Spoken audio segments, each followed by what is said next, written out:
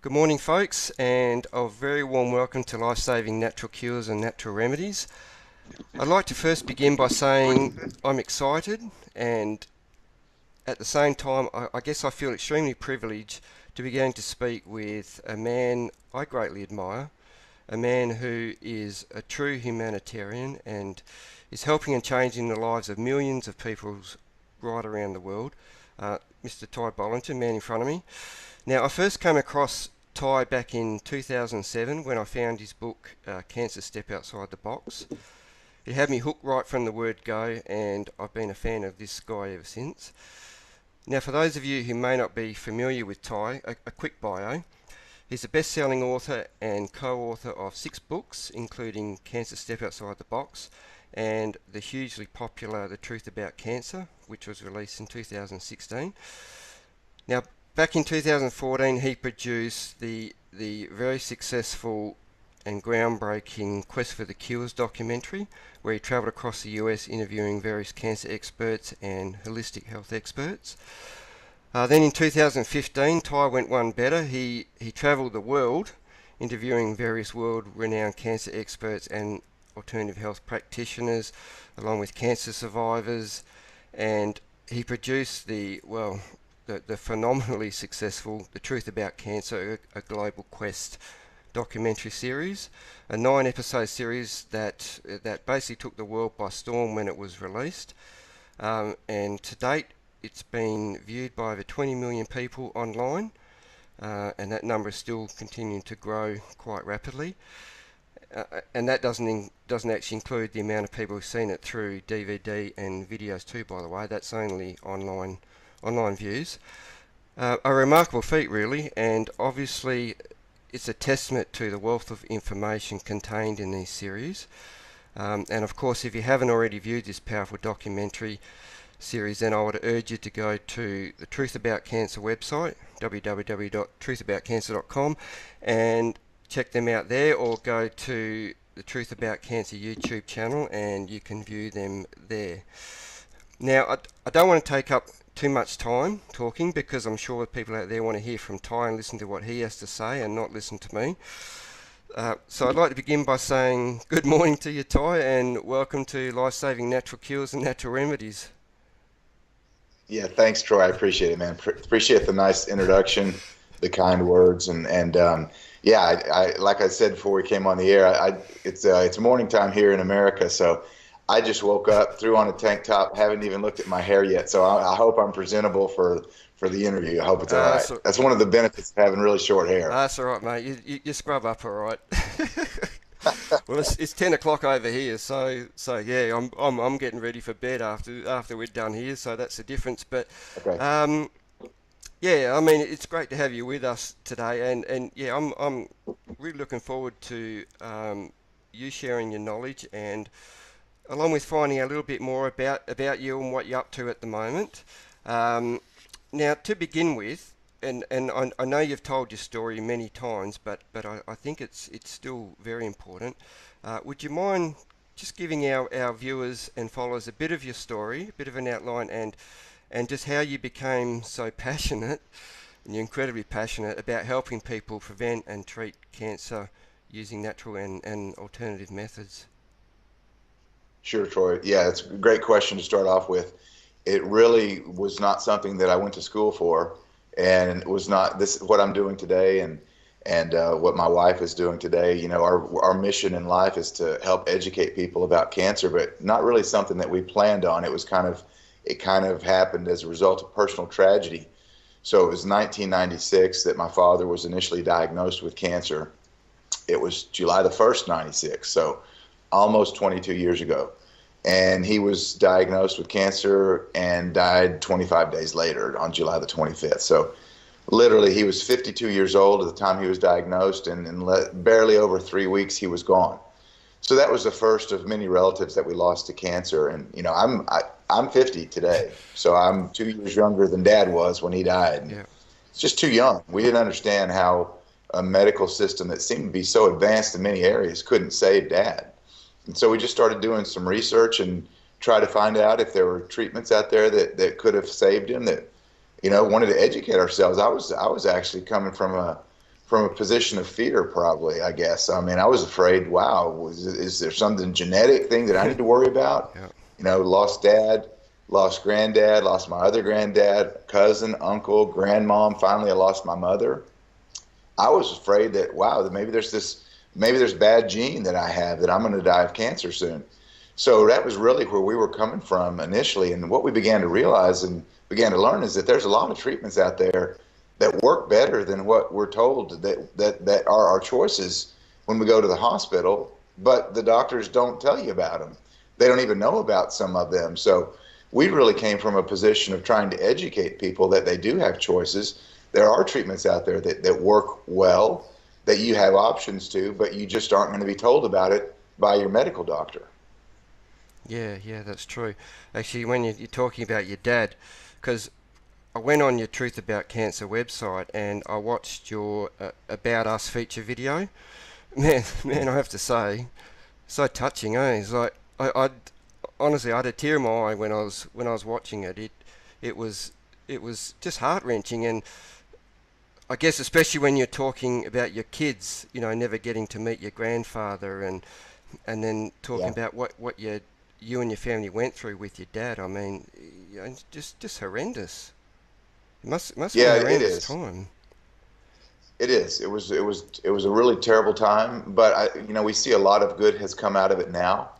But going through it was not fun. And personally, selfishly, I still wish they were around to hang out with their grandkids and we could do things that families do that we can't do now because mom and dad are gone. But at the same time, we see a lot of good that's come out of it, and we see a lot of people that have been saved and have had their lives prolonged because of the knowledge they've gained due to our loss, our tragedy, whatever you want to call it. So, I know that mom and dad are they're up in heaven looking down, and they're happy, and they wouldn't change, they wouldn't come back. I mean, they're better off Mm. there. But I know that they see the good that's come from our loss, and it's really us that are the ones that lost. Mom and dad are in a much better place, so it's really our pain. Yeah, But out of the pain of losing them has come this big mission of trying to educate the world and helping people. So it all has worked out for the best, but it was certainly a lot of pain going through it. And I still think about, it still brings a tear to my eye when I think about that. So I try not to think about it too much. yeah, yeah. Because actually speaking about the good that's come about it, talking about the quest for the cures and the truth about cancer documentaries. I'm interested to know how did these actually come about? I mean, whose idea was it to take what was really a bold step, in making them a reality? Who came up with the idea? Was it yours? Yeah, so when we first started the Truth About Cancer in 2014, the original thoughts were to take one of the books that I'd written, Cancer Step Outside the Box, and to do like a book relaunch. Okay. And then we started thinking, well, there's a huge audience of people that won't read books now. Mm. There's people that want to watch videos. There's people, we're into the reality TV Yep. generation, all this. So we started talking between me and our partner Jonathan Hunsaker and my wife Charlene. We started talking about, well, what if we did like a documentary where I travel and I interview doctors, and we turned it into and at first it was going to be, we thought about broadcasting live from doctors' offices and then I thought, well, that's not a real good idea because you don't have any editorial control, and they may say something that's not accurate, or Yep. you may say, and it seemed like a real, bad idea to do a live. So then we said, well, let's just turn this into a multi-part documentary, and then that's when we came up with the idea of a documentary miniseries or a docu-series. So it kind of morphed over a couple of week period of time, but once we had the plan in place to travel, do these interviews with doctors, turn it into a mini series. From inception to finish, it was barely 7 to 8 weeks in 2014. So from middle of March to the middle of May in 2014, we had the idea. I traveled with my cameraman, got the interviews, produced the documentary, 7 parts, and aired it all in a period of about 2 months, which, as I look back, was a monumental feat. I don't know how we did it because like when you mentioned that was the quest for the cures. Then we released the quest for the cures continues about 6 months later. Then when we released the global quest in 2015, I had about 2 months of travel, and then there was about 4 months of production. So I don't know how we did it all in that amount of time, but we've really always kind of adhered to the slogan, action over perfection. Right? Let's get Yeah. it out there. We could have made it a lot prettier, a lot more colors and music and B-roll, and but we knew that there were people dying every day because they didn't have the Mm. knowledge. So with our first documentary, we just thought we're going to get the information out there no matter how bad it looks. And the result was a lot of people it resonated with, and we helped a lot of people, and it's just kind of snowballed since then with each new documentary. I mean, did you have any idea that it would be this big? I mean, it's just been phenomenal. Like I said, I mean, even over here in Australia, people talk about it. Like it's not You just a know, US thing. It's people everywhere. yeah, we really didn't. We knew that there was people that needed the information all over the world, and we had been trying to do that. And with the books, we had been very successful at getting the word out with our books, and I had done a lot of media, radio, TV shows, and so forth. But this just took it to another Mm. level with the documentary, and it just went worldwide. So we really had no idea. It was really shocking to us, the way that it resonated with people, and the way that it kind of became this worldwide movement with the truth about cancer, and it's still continuing today. So Yeah. we're just thankful to be able to educate people and get the word out there and help people. And we just did, just so you know, last weekend here at my house in Nashville, we had about 15 different people that had watched The Truth About Cancer, one of our documentaries, come to our house. And I interviewed about half of them. My wife Charlene interviewed about half of them, and just got their stories about how, they're alive today. They attribute their life and their healing to the truth about cancer and to one of the doctors that resonated with them that they went to, or some information that they gleaned from the documentary. So it's really, really a blessing to be able to help people. Yeah, actually, you're talking about that. I watched Charlene had a bit of a video there on Facebook where she went around. Maybe it was with her phone, and she talked to you and just Yeah. different people. So yeah, I did see that. It was great. Yeah, it was really good. Uh, Yeah, that was from here. yeah, Yeah, that was during the live video. So yeah, I'm glad you yeah, saw that. That's pretty cool. It's amazing the way that technology and Facebook and the social medias with everybody's got a phone now and the live streaming. It's amazing the way that that's changed the dynamic of sharing yeah, information. Because for years, these these doctors, these natural treatments, they were they were actively being suppressed. I mean, it sounds like a conspiracy theory or whatever you want to call it, yeah, but the reality is it's just true. For all the way back to 1953, the United States Senate, they had an investigation, and they determined that there was an active conspiracy to suppress cancer treatments in the United States. We go back to 1989. There was a U.S. judge that ruled there was an active conspiracy by the American Medical Association to suppress chiropractic care. So we've had the United States Senate, we've had many judges rule, yeah, there actually is a conspiracy to suppress cancer treatments. So it's not some conspiracy theory; it's actually true. It was and is happening, but because of social media and the immediate access to share information, we're able to get this information out to people down under like immediately. And so it's a lot harder for these treatments and this information to be suppressed any yeah, longer. yeah. That's right. Which is good. Which is good. But Yeah. I was going to ask you about your book, Cancer: Step Outside the Box, because that's the first book I read.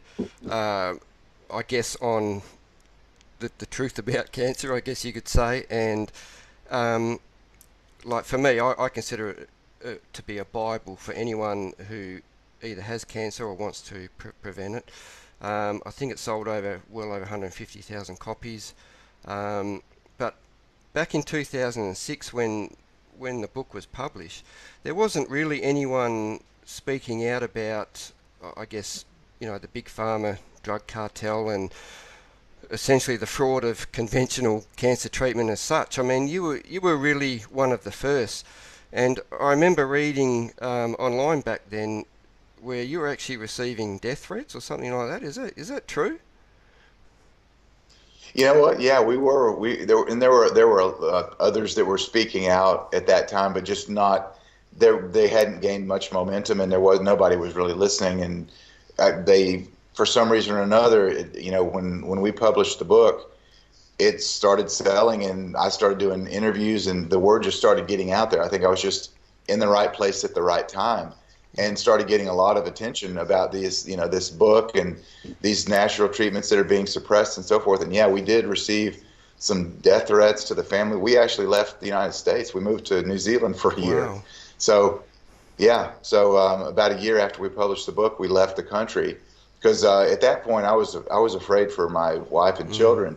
I look back on it now, and I realize that they probably were just some crazy people trying to scare us, or they could have been some trolls for pharmaceutical companies trying to scare us. I don't think that we were actually in any immediate danger, but when you're brand new to that, you don't Yeah. know. I mean, I didn't know. I didn't know whether they were real or not. I didn't want to take a chance that, I come home one day and my kids are dead because some crazy person that was affiliated with Big Pharma or just some nut job killed them. So, we left for a year, but then once we were in New Zealand, we lived on South Island, New Zealand. We were in Invercargill and Queenstown for a while.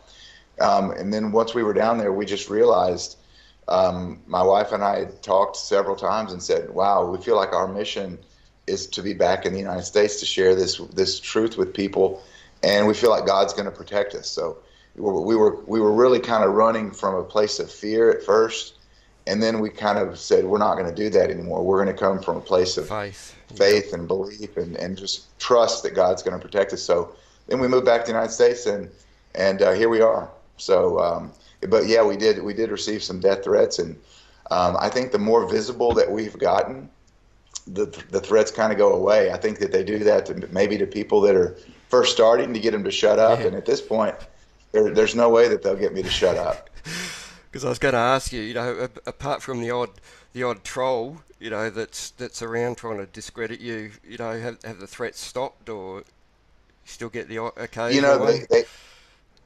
they largely have an occasional threat, and it's not as much threats now as is just hit pieces on the internet. You can go out and search for my name, and you can read all kinds of vile stuff that's not true, and people just make stuff up. People send nasty emails, and they'll just destroy you in an email, but it's not as much threats as much as just more I would consider just hate email and hate posts. Yeah, yeah. But I was going to ask you as well, because in the last 15 years, I know, like you said, you've lost your family members. I think seven close family members to cancer. You sort of touched on this earlier before, but I was going to say to you, like, because the experts would say straight away, well, that's genetic, and you can't escape it. So, I mean, what Right. do you say to that? Well, what I would say to that is that did my mother and father share any DNA? Did they have the same genetics? That's No. it. Yeah. So, so what does that tell me? It tells me mom and dad, and they both had stomach cancer. So they were exposed to something. They ate the certain foods potentially that may have caused that stomach cancer. We may have lived in an area that caused that. That tells me, that's a proof to me that it was not genetic, that it was some sort of environmental thing, environmental exposure that they may have shared, that they both developed stomach cancer. If you look at the website of the American Cancer Society, they even admit that it's only about 80 to 85, it's 80 to 85% environmental causes, only 10 to 15% genetic factor in cancer. So while it's the popular mantra that cancer is genetic, even the American Cancer Society says it's primarily not genetic. It's due to lifestyle choices and environmental exposure. But it's funny though, because doctors seem to they seem to focus on this genetic thing, don't they? Not I mean not just cancer too.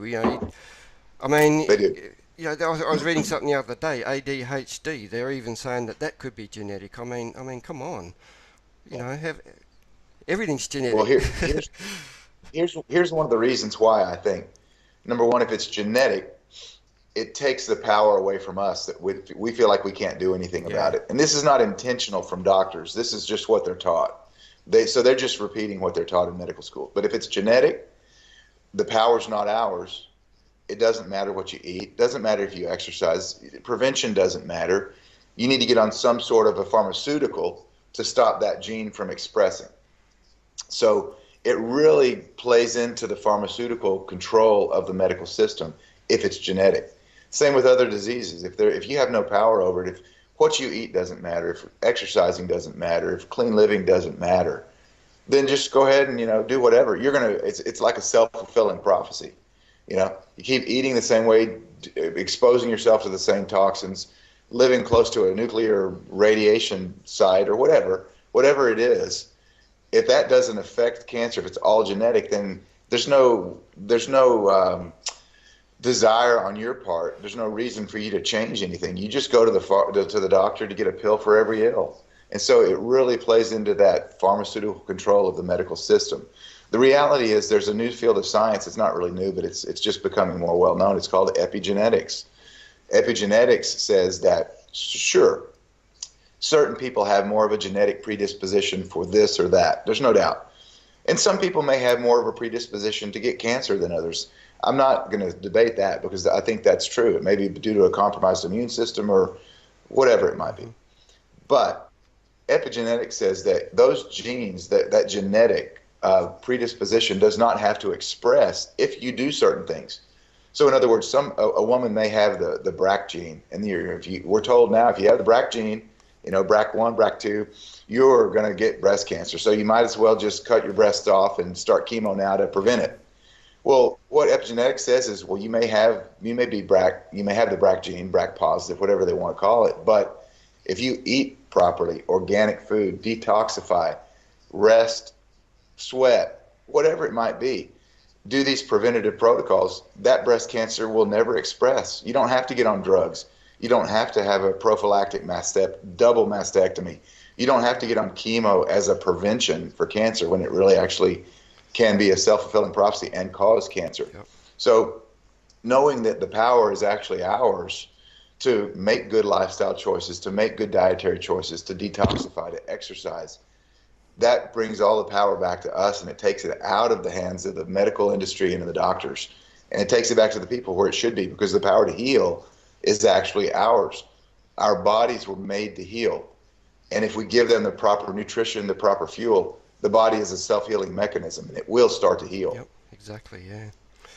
Now, I wanted to ask you about cannabis, medical marijuana, whatever you want to call it, because I know you're a devoted Christian and you also advocate the use of marijuana to treat cancer. But Yeah. many many hardcore Christians say that cannabis is a devil's food and it should never be legal or anything like that. What do you say to this? What's your belief? Yeah, so that's a great question. So I grew up, I'm a Christian. I grew up going to church, and I remember in high school, I did a paper about the evils of marijuana. Okay. I wrote a paper, and I got an A plus. I did a great job of describing how evil this plant was, because that's what I'd been Mm. taught. And the research, the tools weren't available as much back then. We didn't have access to the internet to read about the medical studies, the scientific data. And so since that time, my position has changed 180 degrees. I don't believe it's an evil weed. I believe it's a plant that God put on earth to help us to heal, that it's one of his most powerful medicinal plants. There's thousands and thousands of uses for the cannabis plant. I don't even like to call it marijuana. Marijuana was not the name of the plant. It was actually begun to call marijuana back in the 1930s by the Drug Enforcement Agency here in the United States. And Maria and Juan were two popular Hispanic names. The DEA put them together and came up with marijuana because cannabis is actually the technical name of the plant, And cannabis had been known for thousands of years to be a healing plant. The American Medical Association, the doctors in the United States used cannabis to heal. It was in every pharmacy. It was in every doctor's office. But it was also competition for pharmaceutical drugs that were coming into play at that time. It was also big competition. The cannabis plant, the hemp plant, was big competition for the paper industry. So there were a lot of different vested financial interests that wanted to make this plant illegal. And so they demonized the plant. They called it a name that had never been called before. Marijuana sounded like an evil plant. Doctors didn't know what it was. The American Medical Association didn't know what it was. They were told that smoking marijuana makes you evil and makes you psychotic and makes you murder and rape and pillage, when the reality is it doesn't. I'm not saying it's a good thing to smoke marijuana and because it makes you lazy, and there's a lot of effects that I'm not going to go tell my kids, I want y'all to start smoking marijuana. That's not the case.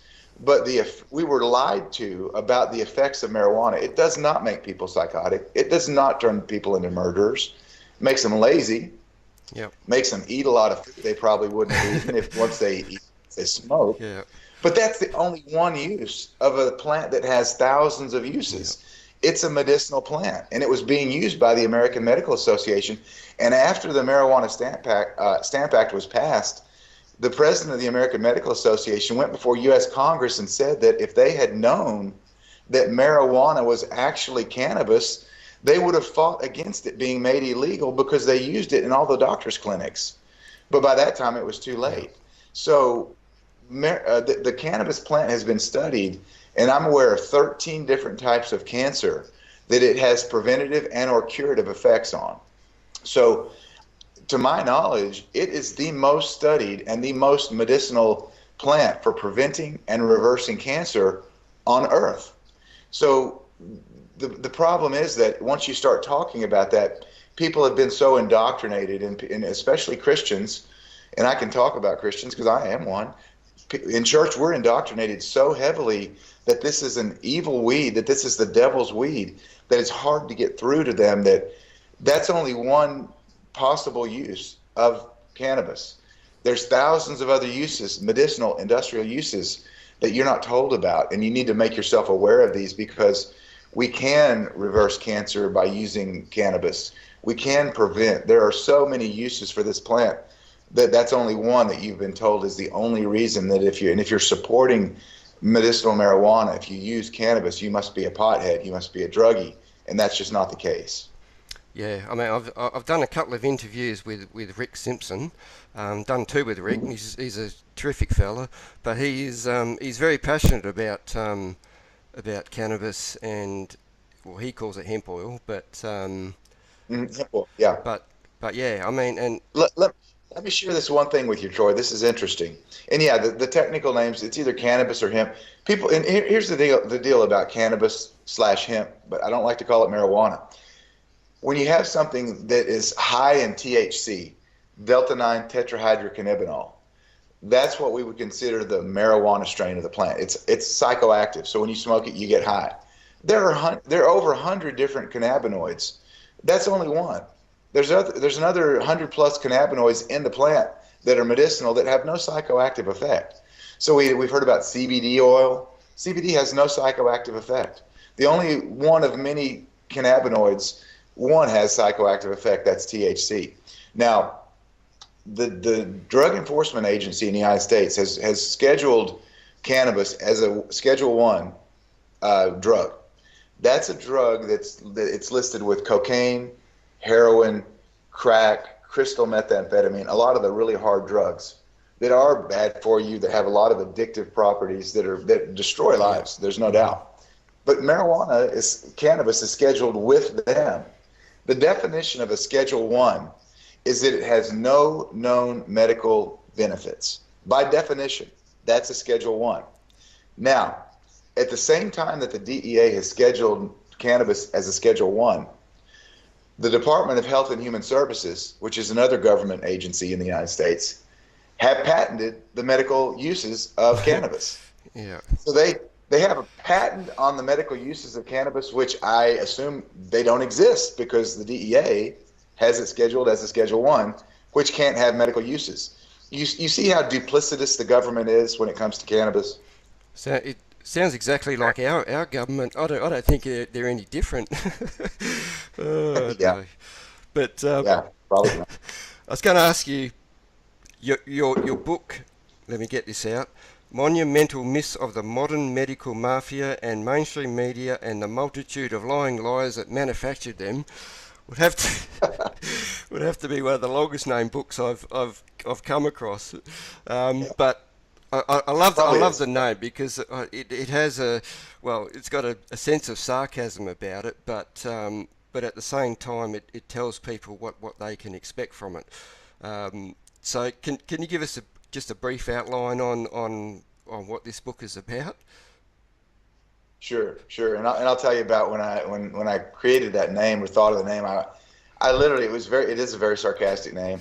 The Monumental Myths is a book about a lot of times, a lot of instances that we've been lied to about a whole variety of things, whether it's medicine or politics or events that have happened like assassinations or even 9/11. It was just a whole bunch of times that the official story just doesn't add Yeah. up. I call it the monumental myth. Just doesn't make sense. I was sitting there in my office when we lived in Texas and just thinking, my mom was a grammar teacher. So she loved when we would create long alliterations, which is a sentence that has the same word, the same letter at the first of each word. It's called an Yeah. alliteration.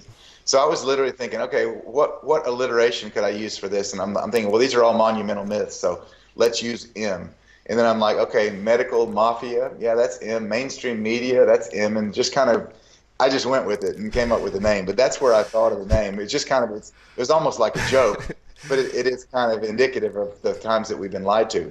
But it's a book that goes into these monumental myths, these official stories that we're told. We're told to believe something that is impossible to have happened the way that we're told, but we're also told that by our governments, by the press, that if you question it, that you're a conspiracy Yep. theorist. So just to give you an example, this has nothing to do with cancer or anything, but when it comes to 9/11, okay, that was my first wake up call that we're being lied to about a lot of things.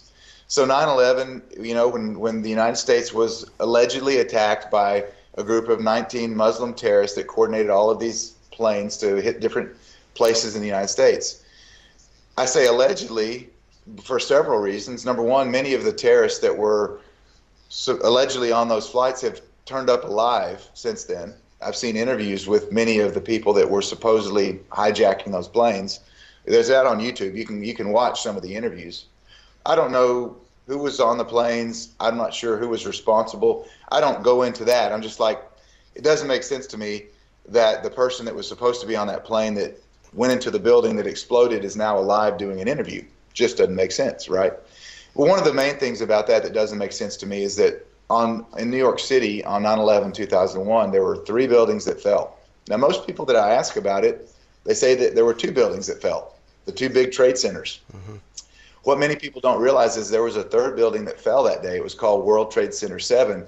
It was not hit by a plane. There were isolated fires on 2 or 3 floors. I'm not sure how the fires got started, but at 5 o'clock that afternoon, it fell in about 9 seconds, like a controlled demolition, straight down into its own footprint, just completely at free fall speed. It wasn't hit by a plane. So I'm not sure what happened, but I know that buildings don't just fall at free fall speed without something having happened to that building. That building was not included in the original 9/11 Commission report by the United States Committee. They left it out. Why would you leave out a building that was destroyed that day unless you didn't want to discuss it because you can't explain why it fell? So that's just one of many things that the book contains, but that was one of my big wake-up calls to the fact that maybe we're being lied to about a lot of things other than just cancer. Yep. Yep. And I saw the other day there was a picture of one of the World Trade Centers when it was being built, and the framework and everything went behind it, and there was a caption there that said, if you believe a plane knocked this building down, then basically you need your head read, because just the structure of Yeah. the building for a plane to smash into that and it collapses. Yeah, it doesn't add up. It doesn't add up. But Yeah, it does. It does. It doesn't. Yeah, and I mean, I could talk about that for hours, but I know that's not why we're on the call. But it is just interesting. A lot of things don't add yeah, up. yeah. But I was going to ask you. I mean, you and I are friends on Facebook. You may not know because you got a lot of Facebook friends, but we are. And I see a lot of your posts come up, and a lot of posts and pictures. I think your wife Charlene posts most of them. Um, She does. but yeah, a lot of pictures of your kids. You know, your 4 kids, um, who were like all kids, our kids growing up really quickly. But but I guess so. Obviously, for you, family after what you've been through with your family, you know, family is very important to you. Yeah, I suppose it. I It mean, it's is. important Yeah. to all of us, Yeah. but yeah, Yeah. I mean, that's why we're doing what we're doing is because I want my family, I want my kids to be healthy as they grow up. I want them to be able to. I want to have grandkids, right? You know, one of the problems that we see with genetically modified organisms, they're not only causing cancer, they're causing sterility. So, you know, I want to have grandkids. I want them to live in a world where they're healthy. I want them to be able to think on their own. I want them to not just believe something because the government says it's true. I want them to logically think through things. And so that's why we do what we do is for our kids and for future generations. yeah. Yeah. Um, well, in closing, because I promise you no more than 10 questions, so I think we're just about there for our time. But yeah, before I give you my last one, which is only a quick one, but I would like to say, you know, thank you once again for taking the time to speak with us and answer our questions. I know you're extremely busy, and yeah, so we really do appreciate it. Um, and I'd also like to encourage all of our viewers and followers and everyone watching this video to check out the Truth About Cancer website, www.truthaboutcancer.com, and make sure you watch. There's a featured video there on the home page, and it's really terrific too. So make sure you watch that as well, and definitely watch the About Us feature story, which you can find in the About section, which is the video that I spoke to you about back at the beginning about we were talking about your dad and your kids. That's really good too. And you can also find the Truth About Cancer on Facebook, Twitter, YouTube. Of course, you've got a big YouTube channel and following there, and Google Plus. And we'll put up all the links to those at the bottom of this video as well, so everyone can easily find them. So for my last question, I'd like to ask you, what plans do you have for the next few years, for the foreseeable future? Any new documentaries in the wind or another book, perhaps? Do you have an exclusive for us? Yeah, yeah, sure, Troy. Um, yeah, so in about a month or so, 6 weeks, I'll be traveling with my camera crew over to Asia, and Okay. so we will be traveling to Japan, Taiwan, Manila, Philippines, Singapore, Malaysia, Thailand, Japan. I think I mentioned Japan. And we're going to be interviewing doctors in Asia that are treating cancer holistically or integratively. Oh yeah. So that will be our next installment. It'll be The Truth About Cancer Goes to Asia. I don't know what the title is going to be, but it'll be the follow up to A Global Quest. Is we're going to have the Asian version and talk a lot about Ayurvedic medicine, traditional Chinese medicine. And then we'll release that in about a year. Next spring, we'll have a big launch of The Truth About Cancer Eastern Medicine Edition. So that's the next plan. So this summer, so I'm going to be spending almost the entire month of July in Asia filming that and then producing that over the next 6 to 8 months. So that's next in the works. So I'll Okay. let's do another interview after I go there, and I'll share with you some inside stories of what happened in Asia. So let's hook back up in a couple months after I get back and let the people that are watching your podcast, kind of get an inside look at what we did in Asia.